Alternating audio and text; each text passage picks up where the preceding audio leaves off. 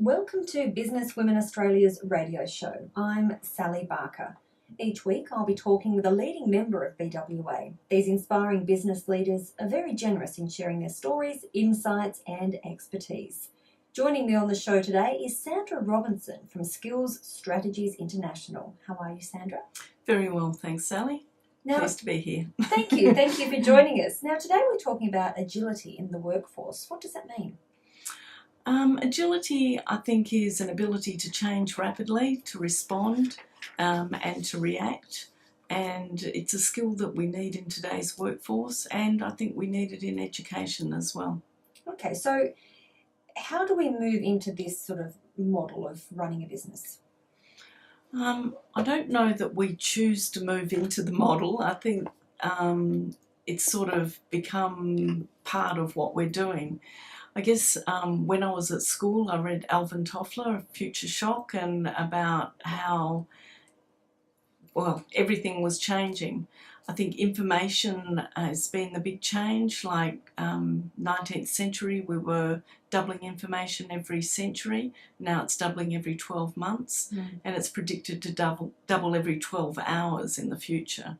So that puts a huge pressure on us within the workplace and within education. Most people in the workplace have things to say about the amount of technology they're having to use and how that changes, but it's also processes are changing and our customers want responses immediately. Well, let's talk about, if we break it up into two different areas, we've got business and you mentioned education. So can we start in education? Okay. So what do we need to know if we're talking about this area in education? When I'm talking about education, I'm talking about education in terms of preparation to go into the workforce. And I would say that education is one of the most resistant institutions in terms of change currently. So in the area I work in vocational education and training, it's quite structured. We have standards that are developed by industry, and they're reviewed probably every 5 years. Wow. And that's very slow in terms of what's happening in industry. And I don't think that those training packages are actually preparing the learners for what's happening in industry. They're based on skills and knowledge, and I think we need to look at the psychology of the person to be able to adapt in the industry that they're working in today. So as educators, what do we need to know? I mean, we're told we need to know the skills and knowledge that the job requires, but I think we need to know the type of person that's going to be able to survive and adapt. And I think we need to be preparing people, for risk-taking, for adapting to the situations that come up, about working in a culture that's supportive of that. And importantly, I think that relationships play a big part here, because we need to trust the team that we're working with. We need to be able to access skills and access knowledge rather than have it ourselves.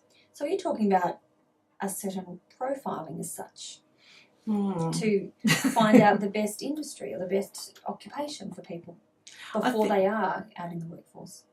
I think businesses need to be more careful about a match of the person into their business. I was talking to someone yesterday who was doing recruiting, and they were recruiting on skills, and that business had a particular culture, and I thought, that's fraught with danger, that you really need to get a match into the business to have a successful candidate there. And then teach the skills. And teach the skills, yeah. So is that what you're seeing? There's a bit of a divide? There are still companies where they're employing for skills rather than employing for the culture? I would say most companies employ for skills rather than the culture. And I think we need to look at that differently. So how do we do that? How do we implement that sort of change?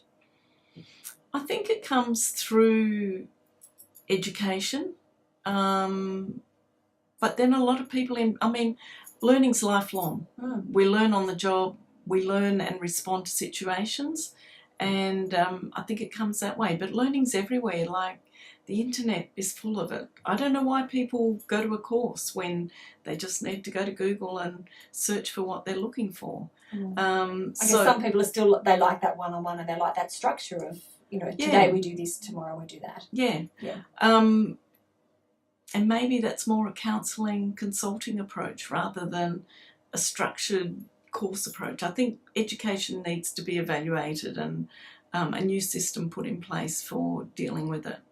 I know what we do, we're dealing very much with the individual within an education program, and I think the individual is important in the workplace as well. So you're still talking sort of your upper high school years here, is that what you're talking I'm talking about post-high school. Post-high school. But if we're going to be successful post-high school, we need to bring that learning style back down into the school system. And definitely there are some schools that are doing great things in being flexible and meeting student needs now. And there are others that are still very regimented. And I don't think there's a place for that regimented individual in the workplace nowadays. Definitely not in the future. Okay, so let's use, you might have a case study. Let's use a situation where we do have someone who is in that sort of regimented mind frame, and they are in the workforce where they need to be more flexible. What's the process to sort of work through that? Well, firstly, that sort of person in the workplace is going to be pretty stressed. And another thing that we're finding nowadays is there's a high level of anxiety both within young people and within the workplace.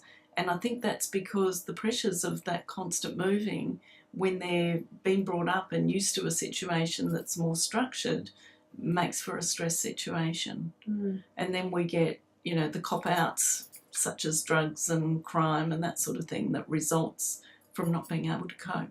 I mean, there are certain personalities Absolutely who really they need to have that structure. I mean, I worked with a chap, and at a certain time, 11:37 every morning, he'd have a certain sandwich, and then at this certain time, would get the keys and move. It didn't matter what was going on. This was his process, and that's what it had to be. That was his structure, and it didn't matter how the workforce was changing, what was going on. That's the way he operated.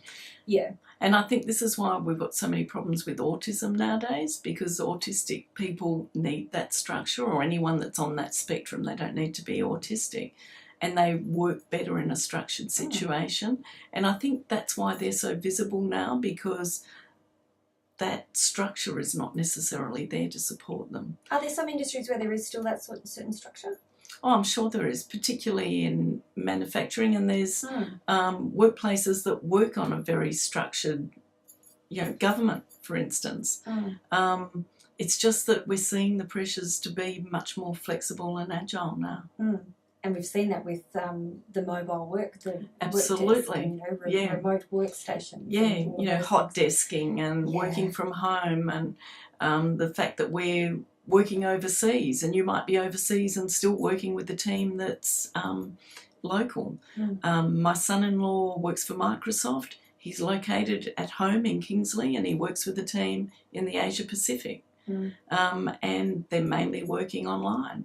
So that sort of thing's happening, and that's not a one-off. That's how things work. I have staff that work off-site most of the time. So, we need to be a bit more flexible in looking at those ways, and people need to be trained on how to cope with those situations. And I think that's the key. There are some people who working remotely just doesn't fit with them. Well, they, need more structure, and it's about, providing them with some information on how they can structure that sort of time for themselves. And is that how we need to really be approaching it? We need to be more flexible?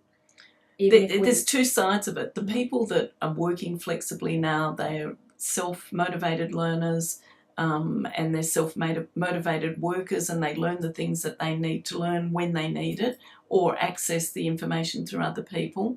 They're coping okay and probably rising quite well within the new workforce. Whereas those that, I guess, they're the late adopters, need some support to make that transition, or there's still places for them within the workforce that are more structured and that they can succeed in. But for the leaders in the workplace, it's about recognising those needs and positioning people in a situation that will work for them. So how do you train someone to be able to change rapidly, respond and react? We were having that conversation when I left the office today. How do you put that training in place? I think you need to train so that there is risk, that people have to deal with risk in their training. We try and put people in situations which we call enterprise learning, where they're dealing with a real sort of situation. It's obviously a simulation, but we allow them to fail. We allow them to deal with all those contingencies and problems that occur in a real life workplace. And if they fail, they learn from that failure, rather than, learning for a test and having a structured situation to deal with. I mean, it's very different to be in a real activity than learning from a book. So we need to put people in those situations where they deal with the sorts of things that they will be dealing with in a workplace. That's okay to fail. It's okay to fail. And part of that too is learning to develop the relationships, trusting relationships that are supportive. So the work team becomes very important. Okay, so is there any more tips that you could give us today around that area? I think we're still very procedure driven, and I think we need to flex up on that. And I don't know how we progress with that, because there's a whole lot of rules around safety and equity, and in some ways we've become more procedure driven, while the other part of the workforce is requiring an immediate response. So, it's a difficult situation. I think a lot of people are finding it difficult. So you think there should be a bit of an easing up? I think there's got to be a lot of communication and a lot of talking about it and a lot of problem solving. Okay, and your biggest tip is don't hire for skills, hire for culture. Yeah, hire for culture and hire for match. Okay, wonderful. Thank you so much for joining us on Business Women Australia's radio show. Sandra Robinson from Skills Strategies International, proud station sponsor.